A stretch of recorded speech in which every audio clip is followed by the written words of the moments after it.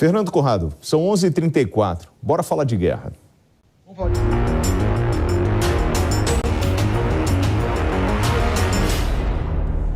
Bom, 11h35, já aqui nos estúdios da Jovem Pan na Avenida Paulista, Luiz Kawaguchi, nosso colega jornalista convidado que esteve no território ucraniano. Eu conto com a participação do Kawaguchi, que está com a gente. Fernando Conrado, comentarista PAN, já aparece aqui com a gente também. E na tela eu aproveito e acabo cumprimentando o Major Ricardo Fernandes, convidado falando direto de Portugal. Senhores, no dia em que a invasão russa na Ucrânia completou 200 dias, o governo ucraniano anunciou que mais de 20 cidades e vilarejos foram retomados em um período de 24 horas. O presidente Volodymyr Zelensky afirmou que foi a maior vitória do país em meses de guerra contra a Rússia. Os novos avanços coincidem com o recuo das tropas russas na região, o que Moscou afirma ter sido uma decisão estratégica para reforçar os objetivos na frente de Donbás, no leste. E aí eu já começo provocando o Luiz Kawaguchi, que acabei lendo uma postagem tua, e você falando sobre essa movimentação, né, das tropas ucranianas. Ou seja, a Ucrânia está retomando seu território, está vencendo a guerra, ou é apenas uma estratégia? Porque os russos continuam a bombardear de forma muito pesada o território ucraniano. E saiu agora há pouco, William, o discurso da noite do presidente ucraniano Volodymyr Zelensky. Ele sempre faz esses discursos todas as noites, e ele falou que hoje, ele falou que em setembro, aí, estamos no dia 12 de setembro, a Ucrânia conseguiu reconquistar 6.000 quilômetros quadrados de território que tinha sido ocupado pelos russos desde o início da invasão em 24 de fevereiro, ou seja, diz que só nesse mês eles conseguiram recuperar 6.000 quilômetros quadrados. A gente lembra que no dia 24 de julho a Ucrânia falou que ia fazer uma contraofensiva aí na região sul do país. Só que, na verdade, a contraofensiva, como a gente vê no mapa ali nessa região mais arroxeada, aí ela aconteceu mais para o nordeste do país. Então, ali onde está sinalizado a região ali de Kupiansk. Então, eles falaram que ia ser lá no sul e atacaram no nordeste. Isso pegou os russos de surpresa. Mais uma coisa que está sendo debatida agora, e eu até queria a opinião depois, quando passar para o Major Fernandes, os ucranianos, eles avançaram muito. As tropas russas, elas saíram praticamente em debandada, aí, numa proporção de 8 ucranianos para cada russo. Só que agora a Ucrânia estendeu bastante aí a sua área que conquistou. Será que eles vão conseguir manter? Porque a Ucrânia usou muito a estratégia de cavar trincheiras. Quando eles avançam lá para frente, eles não têm as trincheiras para se proteger. Talvez agora eles fiquem vulneráveis a um contra-ataque dos russos. Major Ricardo Fernandes, muito boa noite. Como o senhor analisa essa ofensiva ucraniana?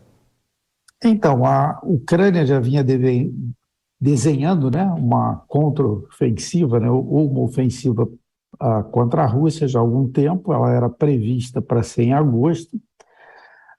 Por um motivo ou outro, eles não conseguiram fazer essa ofensiva em agosto. Já era no finalzinho de agosto, eles começaram uma ofensiva no sul. E aí a Rússia movimentou uma quantidade grande de tropas que ela tinha ali na região do Donbás e ali perto, movimentou em torno de 25 mil homens e mandou para a região de Kherson, ali próxima de Kherson, né? Com essa movimentação, ela ocorreu no mesmo tempo que a Ucrânia, usando os HIMARS, ela conseguiu pelo menos inviabilizar inicialmente, né, parcialmente, as pontes no sul. Contudo, essa ofensiva no sul, ela teve um custo bem alto, né, de vidas humanas, né, de vidas ali. Então, para cada baixa russa, você teve em torno de 5 baixas ucranianas, que, para quem ataca, né, sempre o número de baixas tende a ser maior. Pouco depois ela iniciou essa ofensiva aí para leste. O que ela fez? Ela pegou justamente um flanco que estava mais desprotegido, que é onde a gente está vendo aí até agora no mapa, né, a direção dessa ofensiva, e ela buscou cortar essa linha de suprimento que vem aí de norte e vai descendo ali até a região de Donbás, né? Na realidade, na primeira fase da ofensiva, ela queria, inclusive, encapsular parte das tropas russas em torno de 10 mil homens. O que o russo fez, você tem duas opções, né, numa situação dessa que você precisa defender. Ou você troca espaço por tempo, né, você decide que você vai fazer uma resistência maior para quem estará atacando e você paga esse preço em termos de vidas humanas, né? Você se aferra ao terreno e faz uma resistência maior, ou você tenta fazer uma retirada, que foi o que a Rússia fez nessa situação. Ela fez uma retirada meia atabalhoada e às pressas, ela não imaginava um ataque ucraniano nessa velocidade, e da mesma forma que ela fez uma retirada bastante rápida, o ucraniano fez um aproveitamento do êxito, ou seja, à medida que ele ia tomando posições, ele foi continuando o seu ataque bastante rápido, né? O que complica a partir de agora? À medida que você vai atacando e você vai se alongando o seu ataque, né, alongando a sua distância, você vai alongando as linhas de suprimento. Então, a logística começa a ficar mais vulnerável e mais complicada, que foi exatamente, né, o que aconteceu aí nesse ponto. A Ucrânia, ela aproveitou que a logística russa, né, estava bastante alongada, aí, a distância longa, e ela investiu nesse ponto. Cabe lembrar que é uma das poucas vezes que a Ucrânia tem conseguido, com efetividade, tomar a iniciativa no combate, né? Normalmente, quem ataca tem a iniciativa, e isso é bastante útil, porque você define, né? Quando você está comandando a iniciativa, você decide a velocidade das ações. E se ela tiver êxito em continuar indo para leste, ela pode colocar as tropas russas numa posição bastante complicada. Tem que lembrar que a tropa russa, com o efetivo atual, ela está bastante alongada no terreno, então ela acaba tendo pouca tropa em reserva para manobrar de um lado para o outro, né, para intervir, e as tropas na região sul de Kherson estão numa posição bastante complicada para eles tirarem tropa de lá e trazer para a região de Donbás ou para outra região no qual as tropas ucranianas estejam fazendo pressão. Então, é um momento bastante delicado aí para o russo. A gente tem que ver qual vai ser os próximos passos russos, né? Existem algumas opções, existem alguns passos. Por exemplo, você tem as pontes sobre os rios de Dniepro, né, que ainda boa parte dela, a grande maioria, está intacta, né, e que a Rússia ela tem, em tese, ela tem capacidade técnica de destruir essas pontes com mísseis, né, ou com outros artefatos.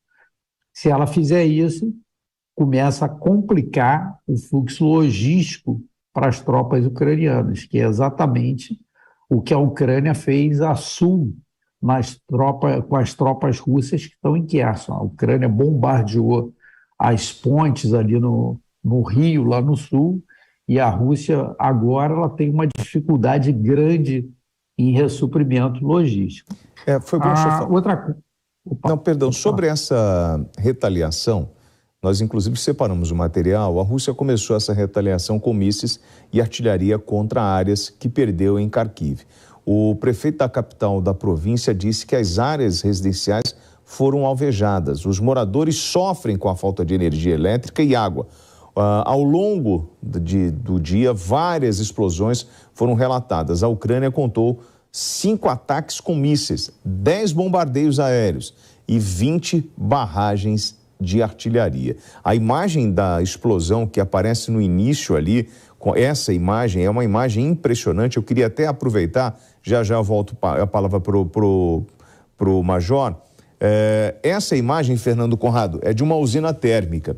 E assim, a imprensa internacional traz esse avanço da contraofensiva ucraniana e mostrando uma fragilidade de Putin ou uma falta de organização e planejamento, enfim. Mas fato é que ele será cobrado ou vai cobrar de alguém e precisa dar uma resposta rápida, até em função de todo esse período de ofensiva e de toda a propaganda russa em função da ocupação do solo e de dinheiro gasto também.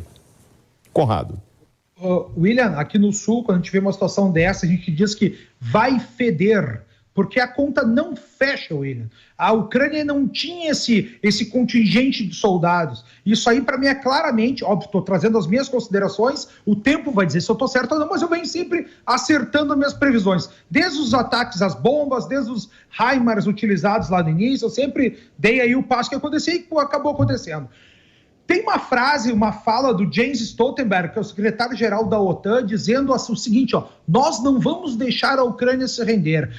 Eu falava para vocês ainda semanas atrás, a Ucrânia está falando que vai fazer um ataque com 1 milhão de soldados. Eles nem têm 1 milhão de soldados. De onde é que saiu esse monte de homem, William? De onde é que saiu essas forças da Ucrânia se eles não estavam se segurando? A Rússia simplesmente invadiu o território. Essa conta não fecha. Na minha visão, já tem gente da OTAN dentro ajudando os ucranianos de maneira clara. Agora, olha o problema que a gente está acontecendo aí. O Kawaguchi trouxe, quando eu fiz meu levantamento, estava em 2.000 quilômetros quadrados, o Kawaguchi trouxe já para 6.000 quilômetros quadrados. Cara, 2.000, a cidade de São Paulo tem 1,5 mil quilômetros quadrados, né? Então a gente está falando aí de 4 cidades de São Paulo, é um grande território que foi retomado de maneira muito clara. Agora, na minha visão, o que está acontecendo aqui, nessa retirada russa, é uma baita de uma armadilha. Porque, como o Major falou, os ucranianos saíram invadindo a la louca, né, o que dava para ganhar. Parece quando a gente está jogando War e o cara faz um monte de territórios e começa a querer ganhar de todo mundo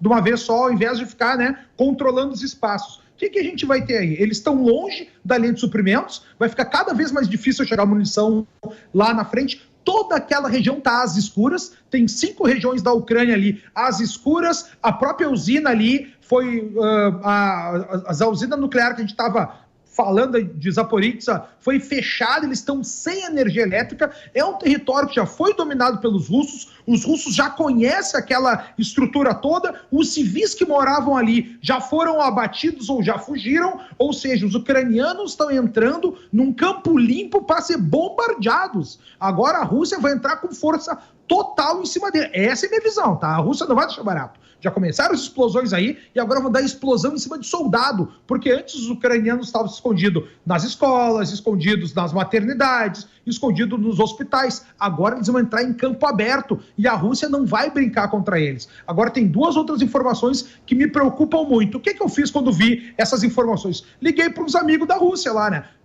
Pessoal, o que está acontecendo, Conrado? Começou uma mobilização do exército aqui na Rússia, ou seja, eles já estão encampando, né, pessoas para fazer novas campanhas para entrar na guerra. Agora vai ser boots on the ground, né? Vai ser guerra de verdade acontecendo nesse território. E outro ponto que me deixou mais apavorado ainda é que a guerra tem a tendência a escalar para o nível nuclear. E quem disse isso não foram os russos. Foi um chefe militar da Ucrânia que disse que eles vão fazer existe a possibilidade de realizar uma guerra nuclear controlada, uma guerra nuclear limitada. Coloquem aí, né, procurar nas informações, vocês vão ter acesso a isso. Agora eu acho que a coisa vai, como eu já falei aqui, os gauchinhos dizem, né, vai feder, vai escalar ainda mais, e nós estamos indo agora para uma guerra, né, além de nós estarmos numa operação militar. Eu acho que agora a Rússia vai de vez elevar por nível de guerra. E aí, nível de guerra, já sabe, né? Cara, os ucranianos não têm avião.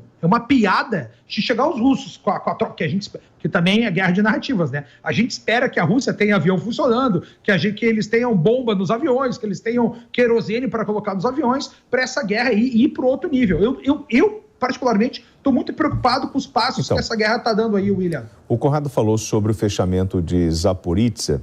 A Ucrânia desligou a usina nuclear de Zaporizhzhia, a maior da Europa. A decisão foi tomada por razões de segurança, inclusive é grande o medo de uma catástrofe radioativa em decorrência do conflito. A estatal de energia nuclear ucraniana informa que está sendo preparado o resfriamento do reator da usina. O chefe do órgão de vigilância da ONU declarou que Ucrânia e Rússia estão interessadas na proposta de uma zona de proteção para que seja criada ali no entorno da usina nuclear.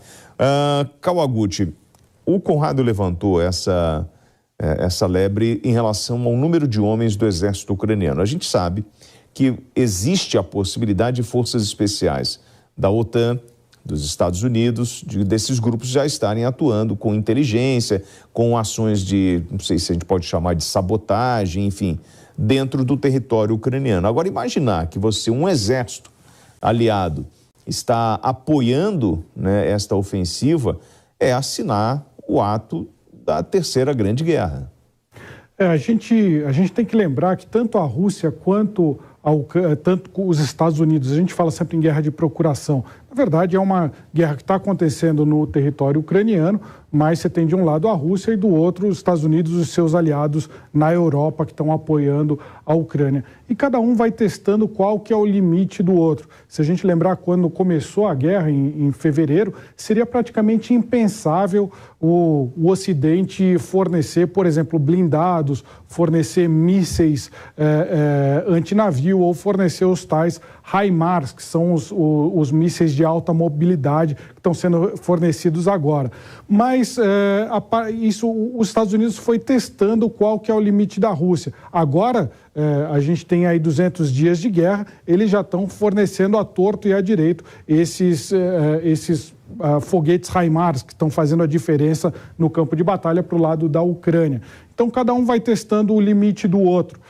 Isso é normal numa guerra, ou seja, os Estados Unidos descobriram aí que eles podem dar essas artilharias mais pesadas, mas eles não podem, por exemplo, colocar pilotos ou dar caças, porque aí pode provocar uma reação muito maior da Rússia. Então e a Rússia vai testando também o limite dos Estados Unidos, até onde ele pode invadir dentro do território ucraniano sem deflagrar uma resposta grande da OTAN ou sem trazer a OTAN para essa guerra. Último ponto que eu destacaria em relação a isso, William, esse avanço da Ucrânia agora ele é muito significativo do ponto de vista simbólico, ou seja, qual que é o principal ponto de equilíbrio da Ucrânia hoje? É ter o apoio justamente dos Estados Unidos. Quando ele consegue avançar no campo de batalha, ele está mostrando para os Estados Unidos e para os europeus que ele tem condições ou ele está querendo dizer que ele tem condições de retomar terreno e aí pode renovar o apoio ocidental à sua causa. Bom, você falou sobre a presença dessa guerra de procuração, Major. O Kawaguchi está falando sobre essa presença militar americana. O porto de Alexandrópolis, no nordeste da Grécia, assumiu um papel central no aumento da presença militar dos Estados Unidos no leste europeu. É por ali que o Pentágono transporta arsenais para conter a agressão russa à Ucrânia. Esse fluxo enfureceu não apenas a Rússia, mas também os vizinhos turcos, o que mostra como a guerra na Ucrânia reconfigurou as relações econômicas e diplomáticas na Europa. Turquia e Grécia são membros da OTAN, mas existe uma antiga animosidade entre eles, incluindo um conflito sobre o Chipre e outras disputas territoriais do Mediterrâneo. Major, nós estamos vivendo, o Conrado chegou a falar nessa possibilidade, né, de um uso controlado da energia nuclear, de uma bomba atômica. O senhor acredita que a gente pode? Essa carta ainda está na manga, ela ainda aparece nesse baralho? Então, quando a gente vê guerra, a gente tem a tendência de olhar só o campo militar, né? Na realidade, isso é uma série de coisas. Você tem que levar em consideração o campo militar, o campo geopolítico, o campo econômico, né? Campo da política interna e o campo da política externa. Então, eu diria que quando a gente fala em armamento nuclear, isso é uma hipótese, né? É um pouco menor, mas que, à medida que o conflito vai caminhando numa direção que a Rússia não quer, ele passa a ser algo mais factível, né? Os Estados Unidos, há algum tempo atrás, eles tinham um acordo de proliferação nuclear com a Rússia. E esse acordo foi quebrado, porque ele notou que a Rússia, em determinado momento da história, estava muito frágil e ele não queria ter nenhuma amarra. E justamente foi o período, desde então, que a Rússia vem desenvolvendo artefatos nucleares táticos, ou seja, que causam destruições de cidades, mas que você consegue ter algum controle. Eu não consigo imaginar a Rússia aceitar uma derrota da Ucrânia. Isso você poderia causar um desmantelamento da Rússia como país, porque a Rússia ela é feita de vários oblastes, e esses oblastes, tipo a Chechênia, por exemplo, né, ele tem origens distintas, né, são povos de origens diferentes e que tu teve um passado de dominação, mesma coisa quando tu vai para Vladivostok e outros pontos. Então, não acho que é o tipo da coisa que a Rússia aceitaria. Por outro lado, a decisão de você usar um artefato nuclear, o que eu imagino é que se a Rússia pegasse uma área isolada da Ucrânia e utilizasse esse artefato nuclear nessa área, eu acho que de imediato o Ocidente perderia o apetite em estar apoiando a Ucrânia. Esse é o primeiro ponto, tá? Eu não acho que os países europeus manteriam esse apetite se visse alguma coisa. Só que tem outro lado. Hoje, a Rússia, embora tenha sido desenhado um pacote de sanções que talvez atenderam os interesses americanos, mas aqui na União Europeia é algo horrível, porque os Estados Unidos ele não tem um problema com recurso de combustível fóssil, de mineral e nem de produção de alimento. Então ele consegue dar uma canetada, fazer um pacote de sanções que ele consegue, de certa forma, gerenciar isso. Isso não é verdade para a União Europeia. Eu acho que para o Putin é mais fácil ele, de uma maneira ou de outra, ele fazer essa guerra continuar até o inverno chegar, onde a Europa ficará muito mais vulnerável do que está hoje, dividir a opinião pública dentro da União Europeia com esse fato e fazer com que a Europa, ela, pouco a pouco, ela vá diminuindo o apoio à Ucrânia. Cabe lembrar hoje, a Ucrânia hoje ela respira por aparelhos, né? Ela precisa em torno de 9 bi de dólares para ela manter a economia rodando, incluindo os custos militares da guerra, que eu acho que dá em torno mais ou menos quase 5 para cada, 5 para manutenção do Estado e 5 para manter as Forças Armadas. Ela não consegue. Ela começou a guerra com 24 bi de reserva. Então ela não consegue, ela não tem muita reserva financeira para ficar fazendo isso. Ela hoje respira pelo capital que é injetado e pelos recursos que é injetado para o Ocidente. Só para se ter uma ideia, 25% dos blindados poloneses foram doados para a Ucrânia, já se exauriram. Sim. É uma guerra que é uma proporção muito grande, né? Bom, queria agradecer ao Major Ricardo Fernandes, que fala ao vivo de Portugal. São 11 horas e 59 minutos. Luiz Kawaguchi, nosso jornalista convidado, e o comentarista PAN, Fernando Conrado. Senhores, muito obrigado pelo bate-papo. pelas análises em função do confronto que está acontecendo entre Rússia e Ucrânia. O Headline News vai ficando por aqui. Vem aí, Pânico. Uma ótima madrugada. Muito obrigado pela audiência. A opinião dos nossos comentaristas não reflete necessariamente a opinião do Grupo Jovem Pan de Comunicação. Realização Jovem Pan News.